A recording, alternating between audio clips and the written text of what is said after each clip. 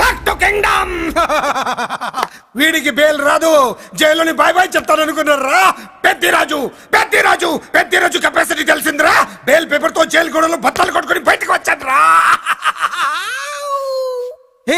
ఎవరైనా నాకు బెయిల్ ఇప్పించింది? సోమరాజు, నీ సర్వీస్ నీ సబ్జెక్ట్ ని బయటికి తీసి కోర్టులో బలలో బద్దలు కొట్టి మరి ఆర్గ్యూ చేసి ఉంటావు. జడ్జి గుండె బెదిరి బెయిల్ ఇచ్చేసాడు, అంతే కదా?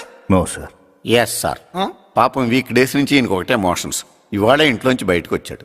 మరి ఎవరు? నా ఫ్రెండ్ పాలకొండ రాయుడు పరపతినంతా ఉపయోగించి ఉంటాడు. మీరు జైలుకి వెళ్ళినప్పటి నుంచి వారు ఫోన్ ఎత్తట్లేదు. మీ ఫ్రెండ్. మరి ఎవరు?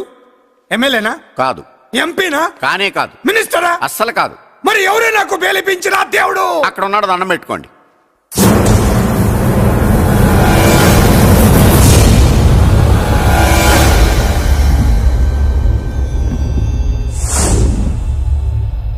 అదండి మ్యాటర్ అక్కడ. అందుకే మేము సైలెంట్ ఇక్కడ.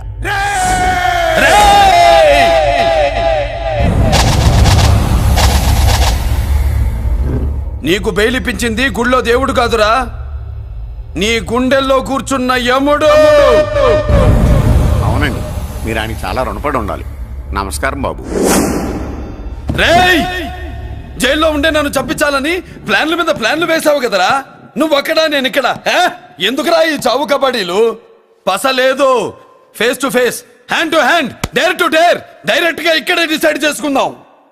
రేయ్, నీ కలేజా ఏంటో చూడాలనే జైలు దర్వాజాలు తెరిపించి నిన్ను బయటికి రప్పించా. రా ఏసై.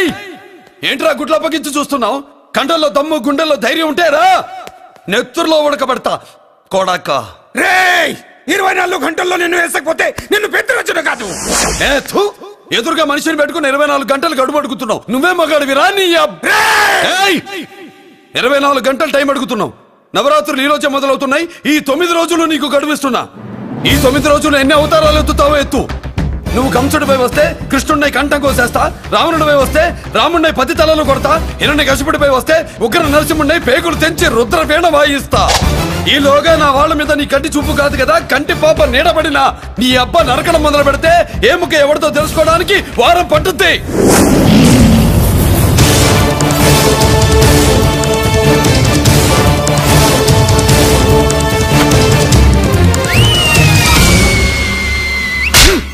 ఏంటంటే ఆయన చెప్పిన డైలాగులకి నా ప్లేస్ లో ఎవడన్నా ఇలాగే చేస్తాడు. మీ ప్లేస్ లో ఉన్నవాడు ఆయన ఏం చేయాలో చేయండి.